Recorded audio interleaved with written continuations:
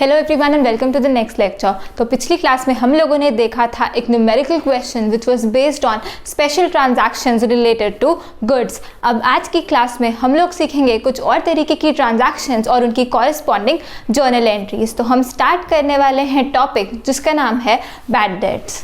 तो अब हम लोग सीखेंगे कि बैड डेट्स होता क्या है।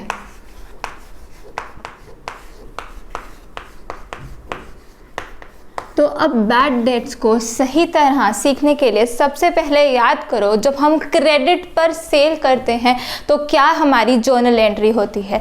अब हम जब सेल कर कर आते हैं अपने गुड्स की, तो या तो वो सेल हम कैश पर कर सकते हैं और या वो सेल हम किस पर कर सकते हैं, क्रेडिट पर कर सकते हैं। अब कैश पे सेल कर दी तो एंट्री क्या हो जाती है, कैश हमारे पास आ जाता है और एक इनकम कमा लेते हैं हम, जिसका नाम क्या होता है, सेल्स होता है। तो कैश हमारा बढ़ जाता होता है और साथ में ही क्या होता है, वो जो इनकम होती है सेल्स वाली वो भी बढ़ जाती है। तो हमारी जर्नल एंट्री क्या रहती है, cash account debited to sales account. अब दूसरे तरीके की सेल जो हम कर सकते हैं कैश में ना बेचते हुए या बैंक अकाउंट में पैसे ना रिसीव करते हुए, क्या हो सकता है, हम किसी को भी क्रेडिट एक्सटेंड कर सकते हैं। उधार पर हम अपना जो सामान है, जो गुड्स हैं, जो स्टॉक पड़ा है हमारे पास, उसको बेच सकते हैं। तो उस क्रेडिट सेल्स की जो एंट्री होगी, सबसे पहले हम वो एंट्री यहाँ पर लिखेंगे। तो मानकर चलते हैं goods sold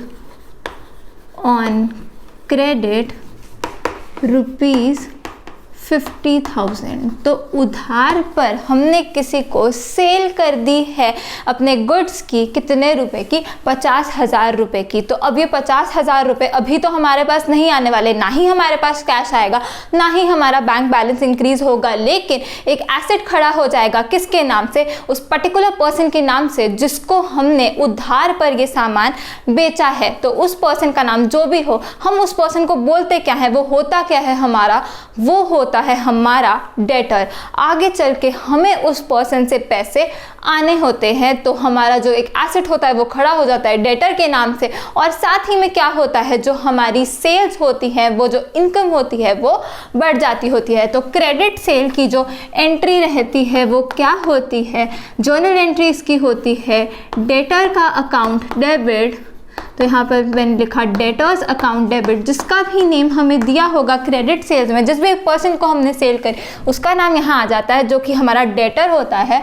debtors account debit to sales account. यहाँ पर हमने डेटर्स को डेबिट क्यों किया है, डेबिट इंक्रीज इन एसेट। आगे चल के इस डेटर से हमें पैसे आने हैं, आज हमने इसको उधार पर सामान बेचा है। और साथ ही में हमने सेल्स अकाउंट को क्रेडिट क्यों किया है, क्रेडिट इंक्रीज इन इनकम। ये जो सेल वाली इनकम थी हमारी, ये तो खड़ी हो गई क्योंकि हमने गुड्स तो बेच दी हैं, जो ट्रांसफर है ओनरशिप का वो हो चुका है। तो 50,000 रुपये से ही ये जर्नल एंट्री जो है हमने पास करी होगी। हमारा ध्यान अभी ना तो फॉर्मेट पे है और ना ही नरेशन पे है। हमें पता है जब भी जर्नल एंट्री लिखनी होती है हमें फॉर्मेट भी बनाना होता है, हमें नरेशन भी लिखनी होती है, लेकिन यहाँ पर अभी हम बैड डेट्स का जो कॉन्सेप्ट है वो सीखने लगे हैं। तो कैश सेल्स अभी भूल जाओ, उधार पर आपने सेल्स करी, आगे चल के इस डेटर से हमें कितने रुपए आने थे, 50,000 रुपये आने थे। अब अगर इस डेटर ने हमें पैसे दे दिए तो हम क्या एंट्री करते हैं, हम एंट्री करते होते हैं कैश अकाउंट डेबिट या फिर bank account debit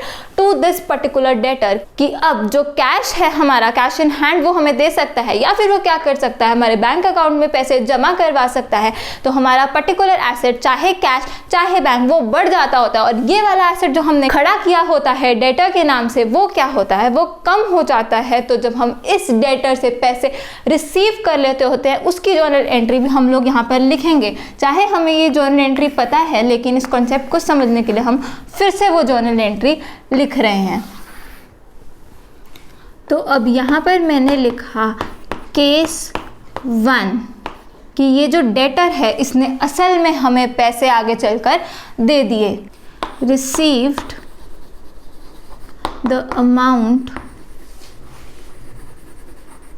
due from debtor, जो भी इस डेटर का नाम होगा वो यहाँ पर लिखा होगा आपके पास। तो आपने जो अमाउंट थी, जो अमाउंट ड्यू थी उस डेटर की तरफ से कितने रुपए देने थे, उसने हमें 50,000 रुपए देने थे। तो अब उसने हमें असल में वो 50,000 रुपए दे दिए। तो मानकर चलते हैं कि उसने हमें कैश दिया है, तो जर्नल एंट्री हमारी क्या रहेगी, कैश अकाउंट, या फिर चाहे उसने हमें बैंक में भी दिए हों तो हम क्या लिखेंगे, कैश अकाउंट, या फिर बैंक अकाउंट को तो हम क्या करेंगे, डेबिट कर देंगे, और क्रेडिट हम किसको करेंगे, टू दैट पर्टिकुलर डेटर का अकाउंट, तो टू डेटर्स अकाउंट। अब कैश अकाउंट या बैंक अकाउंट को हमने डेबिट क्यों किया है, डेबिट इंक्रीज इन एसेट।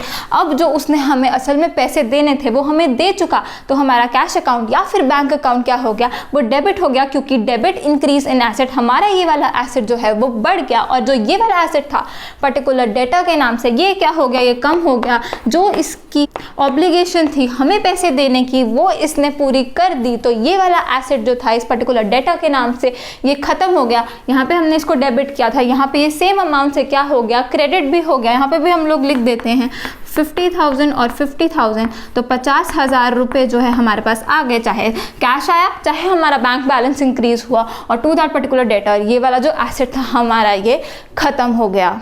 अब ये तो केस रहा कि इस पर्टिकुलर डेटर ने हमें जितनी भी अमाउंट देनी थी आगे चल के उसने वो हमें अमाउंट दे दी। अब चाहे ये अमाउंट इन पार्ट्स दे या फिर एक ही बारी में दे दे, जैसे यहाँ पर दी, हमें पता है हमें क्या जर्नल एंट्री करनी होती है, कैश अकाउंट या bank account debit to that particular debtor, जितना जितना वो देता जाएगा उससे हम ये जर्नल एंट्री करते रहेंगे। लेकिन अब क्या असल में ऐसा ही होता है कि जो भी पर्सन आपको पैसे देने के लिए लायबल है कि वो आगे चल के हमेशा आपको पैसे दे ही देगा? नहीं, कई लोग ऐसे होते हैं जो आगे चल के आपके पैसे नहीं दिया करते। अब ये पैसे ना देने का कोई भी रीजन रह सकता है, वो जो पर्टिकुलर डेटर था आपको जो पैसे लायबल था देने के लिए, अब वो क्या हो सकता है, वो बैंकरप्ट हो सकता है। बैंकरप्ट का मतलब क्या होता है कि उसके जो बैंक बैलेंस है उसमें एडिक्वेट पैसे नहीं है जितने वो लायबल है आपको पे करने के लिए, तो पर्सन बैंकरप्ट है इसलिए उसने आपको पैसे नहीं दिए। या फिर क्या हो सकता है, वो जो पर्टिकुलर पर्सन है वो देना ही नहीं चाहता, उसकी कोई विलिंगनेस ही नहीं है आपको पे करने के लिए, या फिर वो इनकेपेबल है आपको पैसे देने के लिए इस पर्टिकुलर टाइम पे, उस पर कोई ना कोई प्रॉब्लम आ गई है जिस कारण से वो आपको पैसे नहीं दे पा रहा, या कोई भी रीजन के कारण आपके जो ये पैसे हैं जो आप लेना चाहते थे, केस 1 में तो हमने क्या किया कि उसने हमें दे दिया तो ठीक है, लेकिन अब केस 2 हम क्या देखने वाले हैं, अब वो जो पैसे है वो हमें नहीं दे सकता, he is incapable of giving the particular money which he was liable to pay to us. अब ये वाले जो पैसे थे 50,000 रुपए इस डेटर ने हमें देने थे, due to any particular reason ये डेटर अब हमें पैसे नहीं दे पा रहा, तो ये जो हमारे पैसे थे 50,000 रुपए से हमने ये डेटर खड़ाया था, ये जो डेटर है हमारा मर गया, ये खत्म हो गया, क्योंकि उसकी अब कैपेसिटी ही नहीं है हमें देने की पैसे, या उसकी विलिंगनेस ही नहीं है हमें ये पैसे देने की। तो जब भी कोई डेटर जो लायबल होता है हमें पैसे देने के लिए, हमें मतलब बिजनेस को हमें हमेशा याद करना है हम किसके पॉइंट ऑफ व्यू से सब कुछ सोच रहे हैं, we are thinking everything from the point of view of business. अपने आप को बिजनेस मान के ही हम सारी ट्रांजैक्शंस को रिकॉर्ड करा करते हैं। तो अब ये जो डेटर था जिसने हमें पैसे देने थे ये हमें पैसे नहीं दे पा रहा, इतने जो पैसे हैं ये क्या हो गए, दे बिकेम इररिकवरेबल या फिर अनकलेक्टेबल। अब ये पैसे हमें नहीं आएंगे, ये पैसे जो है हमारे मर चुके, ये हमें कभी भी नहीं आने वाले आगे। तो उन पैसों को हम क्या बोलते हैं, उन्हीं को हम बोलते हैं कि हमें बैड डेट्स हो गया। बैड डेट्स नाम कैसे आया, ये डेट्स जो है वो डेटर के लिए बोला है कि ये जो डेटर होता है ये लायबल होता है आगे चल के हमें पैसे देने को, लेकिन ये डेटर अब बैड हो गया, ये जो पैसे इससे हमें आने थे दे बिकेम इररिकवरेबल अनकलेक्टेबल। अब ये पैसे हमें नहीं आएंगे, हमें लॉस हो रहा है, तो उसे हम क्या बोलते हैं, बैड डेट्स बोल देते होते हैं। तो केस 2 हम लोग लिखने वाले हैं कि हमें जो है पैसे नहीं आए, मतलब कि क्या हो गया, हमें बैड डेट्स हो गए। सबसे पहले हम यहाँ पर जो बैड डेट्स है उसका मीनिंग भी लिखेंगे।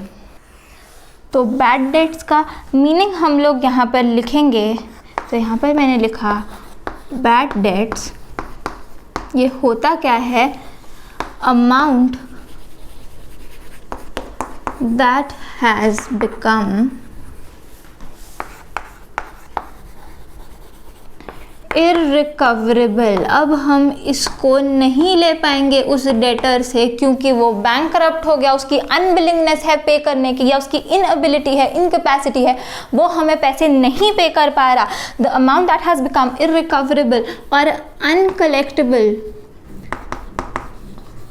फ्रॉम अ डेटर, डेटर वो पर्सन जिसने आगे चल के हमें पैसे देने थे, उसे हम क्या बोलते हैं, बैड डेट्स बोलते हैं। तो यहाँ पे याद कौन सा वर्ड रखना है कि ये जो अमाउंट इररिकवरेबल हो गई, आगे चल के हमें रिकवर नहीं हो सकती ये अमाउंट, और या ये अनकलेक्टेबल हो गई, हम ये पैसे कलेक्ट कर ही नहीं पा रहे उस डेटर से ड्यू टू एनी रीज़न। तो ये इररिकवरेबल या अनकलेक्टेबल अमाउंट किससे, फ्रॉम अ डेटर, उसको हम क्या बोलते हैं, उसे हम बोलते हैं बैड डेट्स। तो यहाँ पे साथ में हम लोग इसका हिंदी में भी मतलब लिख लेते हैं। इसका मतलब क्या होता है, पैसे मर गए, मतलब कि ये पैसे अब आगे चल के हमें नहीं आए। हम जब भी डेटर लिखते हैं हमारे दिमाग में क्या चीज़ चलती है कि आगे चल के हमें इस डेटर से पैसे आएंगे, लेकिन यही पैसे जब मर जाते होते हैं, ये इररिकवरेबल हो जाते हैं उस पर्टिकुलर डेटर से, मतलब कि ये जो डेटर था वो बैड हो जाता है, अब हम उससे पैसे नहीं ले सकते, उसे हम क्या बोलते हैं, बैड डेट्स बोलते होते हैं। तो अब ये बैड डेट्स होता क्या है, ये बैड डेट्स हमारे लिए एक लॉस होता है। तो इसे भी मैं यहाँ पर लिख दूँ कि ये बैड डेट्स हमारे बिजनेस के लिए क्या है, बिजनेस के लिए हमारे लॉस है या एक्सपेंस बोल लो चाहे आप इसको, कि आगे चल के हमने सोचा था ये डेटर हमें पैसे देगा, लेकिन ये पैसे अब मर गए, हमें लॉस हो गया या हमें एक एक्सपेंस हो गया है, जिसे हम क्या बोलते हैं, बैड डेट्स बोलते हैं। और इसका मीनिंग भी आपको पता चल गया कि बैड डेट्स नाम कैसे आया है, वो जो डेटर था वो बैड हो गया, द मनी बिकेम इररिकवरेबल और uncollectable from that particular debtor, उसे हमने क्या बोला, बैड डेट्स बोला। तो अब हम लोग यहाँ पर लिखेंगे, यहाँ हमने केस 1 ऑलरेडी लिख लिया, यहाँ पर हम लोग लिखेंगे केस 2 कि जो अमाउंट है it became irrecoverable from that particular debtor, amount became irrecoverable. तो पहले केस में हमने देखा कि हमें जो पैसे आने थे वो असल में आ गए, लेकिन अब इस केस में क्या हुआ, amount became irrecoverable from that particular debtor, मतलब कि हमें क्या हो गए, अमाउंट क्योंकि इररिकवरेबल हो गई इसलिए हमें क्या हुआ, हमें हुए बैड डेट्स, मतलब कि हमें एक लॉस हो गया बैड डेट्स के नाम से। तो अब हमें इसको रिकॉर्ड करना है अपनी बुक्स ऑफ अकाउंट्स में। तो अब हमने जो एक एसेट खड़ा हुआ था उस डेटर के नाम से, वो एसेट तो क्या हो जाएगा, वो तो खत्म हो जाएगा, क्योंकि इस एसेट ने असल में तो हमें पैसे देने थे, तो तब हमने उसको क्रेडिट कर दिया था, पर तब हमें कैश या बैंक अकाउंट में पैसे जो थे वो आ चुके थे। लेकिन इस केस में क्या हो जाएगा, इस केस में हमें एक एक्सपेंस हो रहा है या लॉस हो रहा है, और ये डेटर जो हमारा एसेट हमने खड़ा किया था ये खत्म हो जाएगा। तो इसकी जर्नल एंट्री क्या रहेगी, bad debts account debit to that particular debtor का अकाउंट। तो bad debts account debit to debtors account, ये होती है जर्नल एंट्री जब आपकी जो अमाउंट है इट बिकम्स इररिकवरेबल, मतलब कि आपको बैड डेट्स हो गए। तो जर्नल एंट्री इसकी हम लोग लिखेंगे यहाँ पर, bad debts account debit to that particular debtor का अकाउंट। तो टू डेटर्स अकाउंट, ये जो है ये जर्नल एंट्री रहती है जब भी हमें क्या होते हैं, बैड डेट्स हो जाते हैं। तो इसकी जो रीजनिंग है वो क्या है, बैड डेट्स अकाउंट क्या है, हमारा लॉस है, हमारा हमें पैसे आने थे उससे, लेकिन अब वो पैसे इररिकवरेबल हो गए, अनकलेक्टेबल हो गए, ये पैसे हमारे मर गए, तो हमें ये लॉस हो गया। तो debit increase in expenses and losses, इसलिए हमने ये बैड डेट्स अकाउंट को क्या किया है, डेबिट किया है, क्योंकि हमारी जो एक्सपेंसेस एंड लॉसेस वाली लिस्ट थी वो बढ़ गई विद दिस बैड डेट की अमाउंट, और साथ ही में जो हमारा डेटर था, एसेट हमने खड़ा किया हुआ था, वो एसेट हमारा खत्म हो गया। तो क्रेडिट डिक्रीज इन एसेट, इसलिए ये जो पर्टिकुलर डेटर का अकाउंट है वो हम खत्म कर देते होते हैं कि इससे हमें पैसे आने तो थे लेकिन ये पैसे तो मर गए, इसलिए ये डेटर तो हमारा खत्म हो गया, और साथ ही में क्या हुआ, हमें एक लॉस हो गया बैड डेट के नाम से। तो जर्नल एंट्री रहेगी bad debts account debit to debtors account. साथ ही में आप लोग इसकी नरेशन भी लिख सकते हैं, being amount due from a particular data becoming irrecoverable. तो अब यहाँ पर इस केस पे हम लोग मान के चले हैं कि फुल अमाउंट बिकेम इररिकवरेबल। तो यहाँ पे ये जो जर्नल एंट्री हमने डाली वो 50,000 और 50,000 से ही डाली कि हम लोग उधार पर सामान बेच के आए थे 50,000 रुपये का, तो 50,000 रुपये से डेटर खड़ा किया था। अब जो पूरी की पूरी अमाउंट थी इट बिकेम इररिकवरेबल, तो हमें एक लॉस हो गया बैड डेट्स के नाम से। तो बैड डेट्स अकाउंट को हमने डेबिट किया, debit increase in expenses and losses, तो 50,000 रुपये से बैड डेट्स अकाउंट डेबिट हुआ और साथ ही में जो डेटर्स का अकाउंट था वो खत्म करा हमने, तो उसको हमने क्रेडिट किया, क्रेडिट डिक्रीज इन एसेट, वो भी 50,000 रुपये से पूरी अमाउंट हमारी क्या हो गई, इट बिकेम इररिकवरेबल। अब ये तो रहा एक केस जहाँ पे फुल अमाउंट हमारी इररिकवरेबल हो जाती है। अब क्या हो सकता है, कुछ अमाउंट वो पर्सन पे कर दे, क्योंकि जब वो इंसॉल्वेंट होता है, कोई पर्सन बैंकरप्ट हो जाता है, तो उसकी जो भी पर्टिकुलर बिलोंगिंग्स होती है, जो भी उसके एसेट्स रहते होते हैं, उसको बेचकर, उसको बैंक बेच दिया करता है, तो उसको बेचकर जो भी पैसे आते हैं, तो जो जो पर्टिकुलर लोगों को वो पैसे ओ करता था, तो उन लोगों को कुछ ना कुछ पैसे दिए जाते हैं। तो हमने यहाँ पर देखा कि अगर फुल अमाउंट बिकम्स इररिकवरेबल तो एंट्री क्या रहती है, bad debts account debit to debtors account. लेकिन अब पार्शियल अमाउंट ही इररिकवरेबल हो और कुछ पैसे हमें मिल जाए from the estate of that particular debtor, तो हम लोग क्या जर्नल एंट्री डालेंगे, वो भी हम लोग केस 3 में लिखेंगे। तो यहाँ पर हम लोग लिखेंगे केस 3, यहाँ हम लोग लिखेंगे डेटर became insolvent and 40 पैसे in a rupee, अभी समझाऊंगी क्या होता है, वो recovered from his estate। तो अब यहाँ पर लिखा है डेटर बिकेम इंसॉल्वेंट। सबसे पहले तो हम लोग इंसॉल्वेंट का जो मतलब है वो हम लोग सीखते हैं। तो इंसॉल्वेंट का मतलब होता है कि एक पर्टिकुलर पर्सन के जितने भी एसेट्स होते हैं, मतलब जितने भी पोजेशंस हैं उसके, या जितने भी पैसे उसको आगे आने होते हैं किसी भी पर्सन से, क्योंकि हमारे एसेट्स में क्या डेटर्स भी इंक्लूडेड होते हैं, तो जब भी किसी पर्सन के जो एसेट्स हैं वो कम होते हैं और उसकी जो लायबिलिटीज़ होती है, मतलब कि उसकी जो ऑब्लिगेशंस है, जो बोरोइंग्स है उसकी, आगे चल के उसने उन ऑब्लिगेशंस को फुलफिल करना था, पैसे का आउटफ्लो होना था, जब लायबिलिटीज ज़्यादा हो जाती हैं एसेट से एक पर्टिकुलर पर्सन के, उसको हम बोलते हैं इंसॉल्वेंट होना। मतलब कि उसकी जो सॉल्वेंसी है वो सही नहीं है, उसकी लायबिलिटीज ज़्यादा है और उसके एसेट्स कम हैं, तो वो अपनी लायबिलिटीज़ को पूरे तरीके से फुलफिल नहीं कर सकता। अगर चाहे वो अपने एसेट्स भी बेच दे तो भी उसकी लायबिलिटीज ज़्यादा हैं, वो पूरी तरीके से ख़त्म नहीं हो पाएगी। ऐसे पर्सन को हम लोग क्या बोलते हैं, इंसॉल्वेंट बोलते हैं, कि जो लायबिलिटीज़ हैं दे exceed the amount of assets।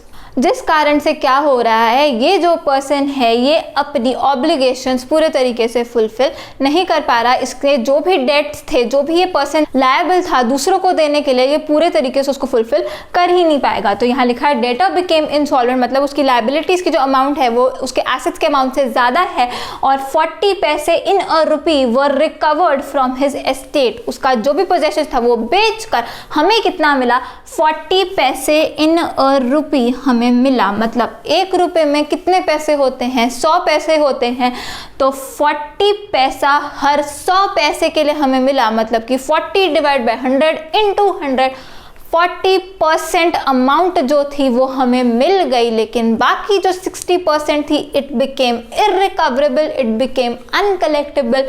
तो जो 60% है वो हमें क्या हो गया, 60% of the amount due to us, उतना हमें क्या हुआ, बैड डेट्स हो गए, क्योंकि 60% अमाउंट बिकेम इररिकवरेबल और 40% अमाउंट, मतलब कि 40 पैसे आउट ऑफ 100 पैसे, तो 40% अमाउंट जो थी वो हमें आ गई। तो उतना तो हमारे पास कैश अकाउंट आ गया या बैंक अकाउंट हमारा इन्वॉल्व हो गया और वो बढ़ गया, लेकिन जो बाकी 60% है, 60% हमें क्या हो गए, बैड डेट्स हो गए। तो अब 2 अकाउंट्स ना इन्वॉल्व हो गए, 3 अकाउंट्स इन्वॉल्व हो गए इसमें। पहले क्या था, सारी अमाउंट इररिकवरेबल हो गई थी, तो बैड डेट्स पूरा का पूरा डेबिट कर दिया था।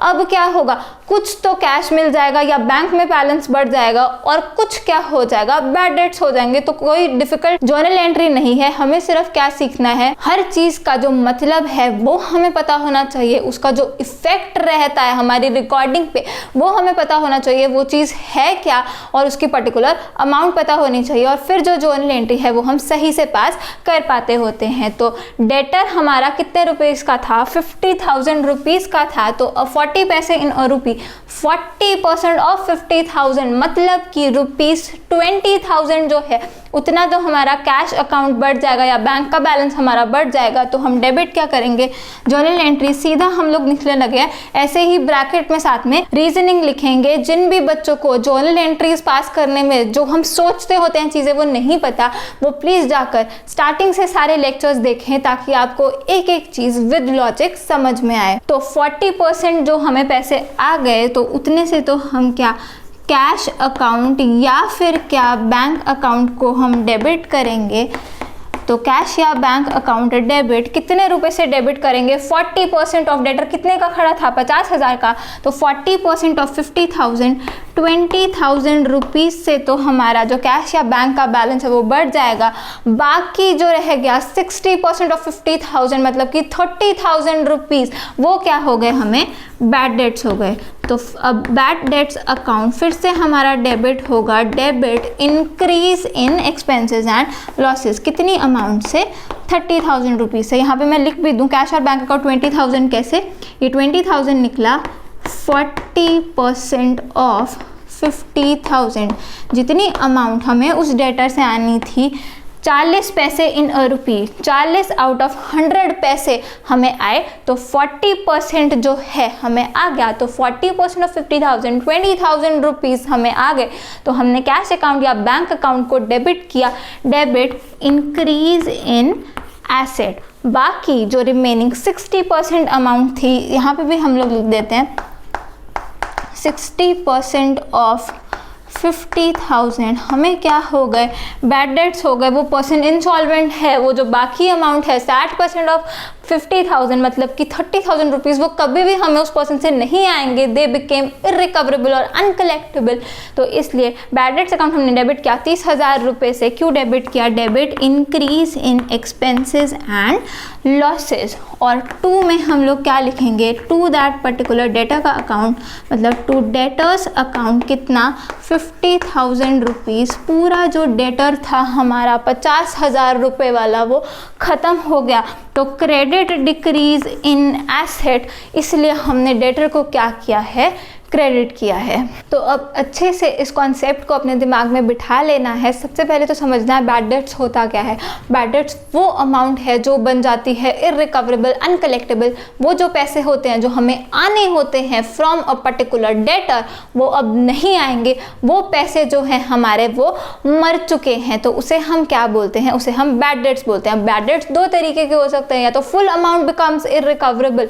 तो अगर पूरी अमाउंट इरिकवरेबल हो गई मतलब कि total non receipt of money, तो पूरी अमाउंट से ही आप बैड डेट्स अकाउंट को आप डेबिट कर दोगे, क्योंकि पूरा ही आपको क्या हो गया, लॉस हो गया। लेकिन अगर शॉर्ट रिसिप्ट होती है मतलब कि कुछ पैसे आपको मिल जाते हैं और बाकी जो है वो आपके इरिकवरेबल हो जाते हैं, तो जितने आपको पैसे मिले उतने से तो आप कैश अकाउंट या फिर बैंक अकाउंट को डेबिट करो, क्योंकि उतने पैसे तो आपको आ गए। और जो बैलेंस अमाउंट रहेगी, जितने आपको बैड डेट्स हुए हैं, जो अमाउंट आपकी इरिकवरेबल हो गई, जो आपको नहीं आएगी, जितना आपको लॉस हो गया, उसे आप क्या करोगे, उसे भी आप डेबिट करोगे, क्योंकि debit increase in expenses and losses. तो बैड डेट्स में ये भी आपको समझ में आ जाना चाहिए कि full non receipt of money भी हो सकता है, कि पूरी अमाउंट इरिकवरेबल हो सकती है, और शॉर्ट रिसिप्ट भी हो सकती है कि कुछ अमाउंट आपको मिलेगी और कुछ अमाउंट क्या हो जाएगी, इरिकवरेबल हो जाएगी। तो दोनों की जर्नल एंट्रीज आपको पता होना चाहिए, और बिल्कुल लॉजिकल जर्नल एंट्रीज है, कोई मुश्किल चीज नहीं है, क्योंकि हमें बस पता होना चाहिए बैड डेट्स है क्या, बैड डेट्स हमारा एक्सपेंस है या फिर लॉस है। तो जब वो होगा उसको आपने डेबिट करना है, क्योंकि debit increase in expenses and losses, और डेटर तो आपका खत्म होगा ही होगा, क्योंकि अब उससे आपको पैसे उतने नहीं आएंगे। तो अब क्योंकि ये टॉपिक बहुत ही ज़्यादा इंपॉर्टेंट है, और इस टॉपिक से रिलेटेड आगे चल के हम लोग क्या सीखेंगे, फाइनेंशियल स्टेटमेंट जब हम बनाना सीख लेंगे, उसके बाद हम एडजस्टमेंट्स करेंगे उन फाइनेंशियल स्टेटमेंट में। तो ये जो बैड डेट्स वाली चीज़ है, ये काफ़ी बच्चों को क्या डिफ़िकल्ट लगती होती है, क्योंकि उन्हें सही से ये जो मतलब है ये समझ नहीं आया होता। तो ये तो रही नॉर्मल सी जर्नल एंट्रीज जो हमने करनी होती है जब भी बैड डेट्स होंगे या जब भी कुछ अमाउंट हमारी इररिकवरेबल हो जाएगी, तो ये जर्नल एंट्री रहेगी। और आगे चल के हम लोग सीखेंगे एडजस्टमेंट्स इन बैड डेट्स के ऊपर, जो कि बहुत इंपॉर्टेंट टॉपिक है और हमने हर चीज़ को पूरे लॉजिक के साथ समझना है। तो बिल्कुल ध्यान से आप लोग फिर से सुने कि यहाँ सब कुछ हुआ क्या था। तो सबसे पहले तो बैड डेट्स होने के लिए उधार पे सेल करना बहुत ज़्यादा ज़रूरी है, क्योंकि अगर कैश में ही सेल कर दी तो डेटर कहाँ से खड़ा होगा? डेटर खड़ा ही नहीं होगा, सीधा ही आपके पास कैश या बैंक बैलेंस आपका इंक्रीज हो जाएगा। तो तब तो डेटर आने का या बैड डेट्स आने का कोई सवाल ही पैदा नहीं उठता। तो बैड डेट्स होंगे ही कब? जब क्रेडिट पे आप गुड्स को बेचोगे, तब आपके बैड डेट्स होने के चांस हैं। तो सबसे पहले क्या हुआ, हमने गुड्स को बेचा उधार पर, goods sold on credit ₹50,000। Journal entry क्या रही?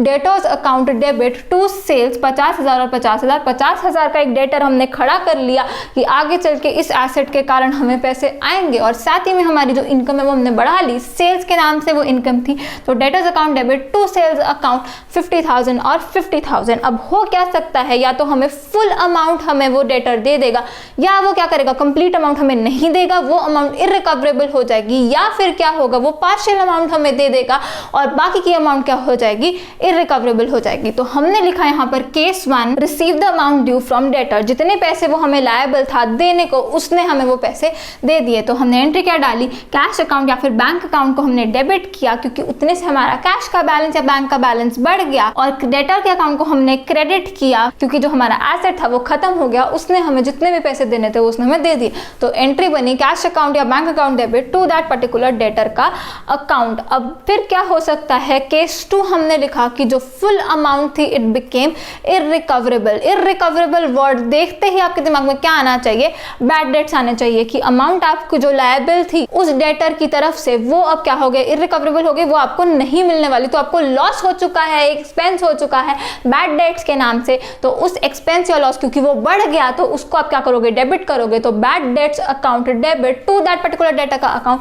डेटर आपका खत्म हो गया, वो आपको पैसे नहीं देने वाला, तो क्रेडिट डिक्रीज इन एसेट, इसलिए डेटर को आपने क्या किया, क्रेडिट किया। तो जर्नल एंट्री बनती है बैड डेट्स के लिए जब फुल अमाउंट आपकी इररिकवरेबल हो जाए, bad debts account debit to debtor का अकाउंट। अब पार्ट अमाउंट आपकी इररिकवरेबल हो गई और पार्ट अमाउंट आपको मिल जाए, तो आप क्या करोगे। केस 3 में लिखा था डेटर बिकेम इंसॉल्वेंट। इंसॉल्वेंट का मतलब वो जो पर्सन है जो भी हमें लायबल था पैसे देने के लिए, वो अपनी पूरी डेट्स एंड ऑब्लिगेशंस फुलफिल नहीं कर सकता, क्योंकि उसके जो एसेट्स की अमाउंट है टोटल वो उतनी है ही नहीं कि वो अपनी सारी लायबिलिटीज को सेटल कर सके। मतलब the amount of liabilities exceed the amount of assets, तो उसको हम इंसॉल्वेंट बोलते हैं। तो हिंदी में हम इंसॉल्वेंट को बोलते हैं कि उस पर्टिकुलर पर्सन का दिवालिया निकल गया है। तो दिवालिया का मतलब क्या होता है, जितने भी उसके पोजेशंस हैं, एसेट्स को सीधे सीधे शब्दों में क्या बोले हम, जितने भी उसके पोजेशंस हैं या जितने भी पैसे उसको आगे चल के आने थे, क्योंकि डेटर्स भी हमारे एसेट्स में इंक्लूड होते हैं, वो कम है, और उसकी जो लायबिलिटीज की अमाउंट है, जितनी उसने बोरोविंग्स कर रखी हैं, जितनी भी ऑब्लिगेशन उसने फुलफिल करनी है, वो ज्यादा है। तो इंसॉल्वेंट का मतलब हिंदी में होता है दिवालिया। तो डेटर बिकेम इंसॉल्वेंट एंड 40 पैसे इन अ रुपी वर रिकवर्ड फ्रॉम हिज एस्टेट। ऐसे करके कुछ भी लिखा हो सकता है, ये तो बस एक एग्जाम्पल था लिखने का। सीधी सी कहने की बात क्या है कि पार्ट अमाउंट आपको मिल रही है और पार्ट अमाउंट क्या हो रही है, इट बिकम्स इररिकवरेबल। तो जितनी अमाउंट आपको मिलेगी उतनी अमाउंट से तो कैश अकाउंट या बैंक अकाउंट को आप डेबिट करोगे, क्योंकि डेबिट इंक्रीज इन एसेट। जितनी आपको नहीं मिल रही, जितनी इररिकवरेबल हो जा रही है due to any particular reason, उसको भी आप डेबिट करोगे, क्योंकि बैड डेट्स हो जाएंगे आपको उतनी अमाउंट से जितनी बिकम्स इररिकवरेबल। तो debit increase in expenses and losses, उतना आप लोग फिर से डेबिट करोगे। और टू डेटर का अकाउंट, आपका जो डेटर है वो पूरा खत्म हो रहा है, क्योंकि अगर 50,000 ऊपर लिखा है उसमें से 2 एरोज निकाल लो, तो एक तो कैश और बैंक आपको जितना मिल गया, जैसे 20,000 यहाँ पे मिला, तो वो 20,000 तो क्या हो गया, कैश या बैंक से रिलेटेड हो गया, और जो बाकी का 30,000 था वो इररिकवरेबल हो गया, तो उतना क्या हो गया, वो बैड डेट्स हो गए। तो इन तीनों केसेस में से कुछ भी हो सकता है, और बैड डेट्स वाली जो एंट्री है वो 3 और 4, मतलब केस 2 और केस 3 में से कुछ भी हो, ये क्या है, ये आपको बैड डेट्स हुए हैं, चाहे फुल अमाउंट इररिकवरेबल हो चाहे पार्शियल अमाउंट इररिकवरेबल हो। जितनी अमाउंट इररिकवरेबल हो गई उसी को तो हम क्या बोलते हैं, बैड डेट्स बोलते होते हैं। तो बैड डेट्स की जर्नल एंट्री थी ये 3rd वाली और ये 4th वाली।